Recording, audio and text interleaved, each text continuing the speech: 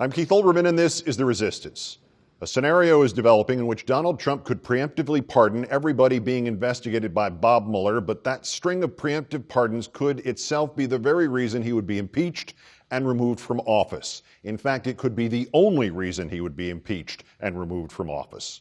A conspiracy with Russia to manipulate the election, a combination of cash and political influence and Trump Tower Moscow, some broader meaning to the Felix Sater email and the statement that reportedly reads, "Our boy can become president of USA and we can engineer it. I will get all of Putin's team to buy in." A wholesale campaign of obstruction of justice, a full-octane White House cover-up. Proof of his guilt in these cases might prove to be utterly unnecessary.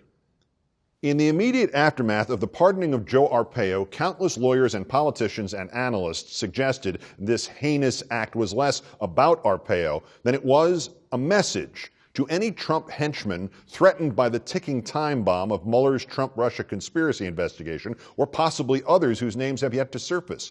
Trump's willingness to absolve Arpaio, those observers say, is a signal to the possible Russia conspirators that he would pardon them as well, perhaps even pardon them if they refuse to appear, if and when Mueller subpoenas them to merely testify.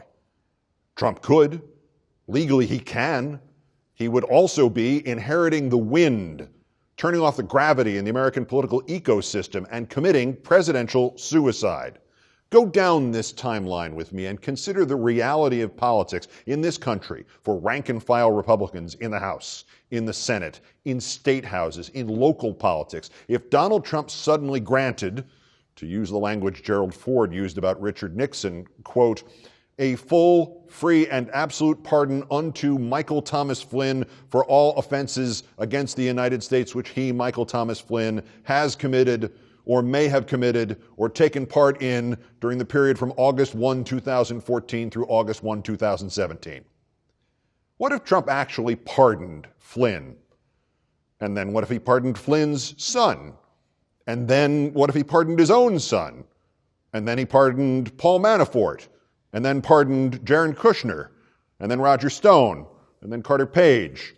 And Corey Lewandowski? And Sean Spicer? And Reince Priebus? And Steve Bannon? And Sebastian Gorka, and Felix Sater, and Devin Nunes, and Dana Rohrabacher, and Jason Chaffetz, J.D. Gordon, Michael Cohen, Julian Assange, Rob Goldstein, Natalia Veselnitskaya, Rinat Akhmetshin, Ike Kabaldeza.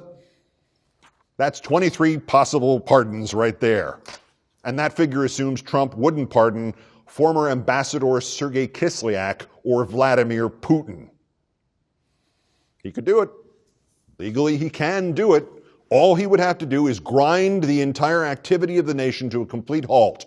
Government, business, political, media, entertainment, you name it. It would be Trump and his most irrational supporters versus those of us who have all along seen the threat he represents. Plus, those in the middle who would be appalled by such a wholesale interference in any investigation. Plus, most importantly of all those Republicans who would now have to bet their political lives on whether or not Trump gets away with it, on whether or not Trump gets away with it or the Constitution prevails. In other words, every Republican would have to decide and calculate immediately, instantly, whether their constituency would be immune from the rage of the vast majority of the electorate. And setting aside the political chaos, there are the ancillary issues of the presidential pardon. To accept the pardon and get its benefits, General Flynn and the other 22 of them would have to tacitly admit to having committed crimes. Also, Trump pardons would only apply to federal charges. The Trump Jr. Kushner Manafort Veselnitskaya meeting was in New York. If the district attorney in New York found reason to prosecute them and wanted to prosecute them on a conspiracy charge, the pardons would mean nothing, except that if Trump Jr., Kushner, Manafort, and Veselnitskaya accepted pardons, they would then walk into that New York courtroom as defendants who had arguably already admitted their own guilt. Anybody who accepted a Trump pardon would almost certainly also lose their ability to use the Fifth Amendment and to refuse to testify in federal court, or more importantly, at an impeachment hearing and trial, on the grounds that what they said might be used against them. If they would not testify, they could be jailed for contempt of Congress. But you can't pardon anybody for something that hadn't happened yet, so Trump would then have to pardon them again. And this time he would be pardoning people for ignoring the House and Senate after the House and Senate had decided these people needed to testify, and while the House and Senate still had the absolute right to impeach and convict him. He would be forcing even the Republicans in both chambers to make an immediate choice, while America roils with protests and the life of the nation comes to a screeching halt, as it did during Watergate. Do they side with the evil force who just overruled the House or the Senate in which they serve to neuter their own offices and forfeit their own power, or do they use that power to stick with the Constitution and run Trump out of town on a rail? There is another reason, besides the evidence of the Arpaio pardon as template, that this subject of pardons has come up just now. Just before the storm hit last Friday, all the storms, literal and political, several news outlets reported that Mueller's team had issued subpoenas to various companies, mostly lobbying firms, with which Paul Manafort had worked. In at least one case, one company confirmed that one of its key executives had been asked to testify. If there were any doubt, Mueller has entered into the tell it to the grand jury stage that I proposed here on February 27th. That doubt is at an end. But there was another report in the Wall Street Journal that told of a very specific line of Mueller inquiry, that Mueller is investigating whether General Flynn was involved in the attempt of a now dead Republican operative named Smith to literally get the 33,000 deleted Clinton emails that Trump kept braying about during the campaign and since. To literally get those emails from people, quote, around the Russian government. As we have noted previously, the first time Trump first used that number, 33,000, not 30,000, not some vague estimate, specifically 33,000 Clinton emails. The first time he used that number was in a tweet that Trump sent no more than 20 minutes after his son and his son-in-law and Manafort met with people they believed were acting as middlemen, carrying damaging information about Clinton provided by the Russian government.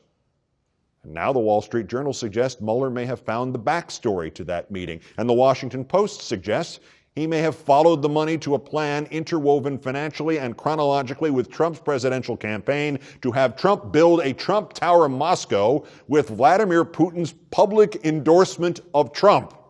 And suddenly these backstories could elevate the June 2016 meeting from the ranks of merely a Russian bid to see if the Trumps were stupid enough to take the bait, to a full-fledged international treachery and even treason situation that so many of us have suspected for so long. If that's the case, Trump may have to come up with more than just 23 pardons, because pardons may be his only chance of surviving a nightmare he has created for himself in his madness and his lust for power. Comfort is, if mass pardons are his only chance of surviving, they themselves could create such an uncontrollable whirlwind that he would not survive it, no matter what the original truth about Russia really is or really is not. And you and I will then live to see the day when Trump is led out of the White House, impeached, convicted, removed by his own party, in disgrace, to be damned through all of history, perhaps headed to prison while he mumbles over and over again, but her emails. Resist, remove, peace. P.S. The book of these commentaries and my other writings on Trump comes out October 17th. You can pre-order it now or not, or just wait for the movie or something.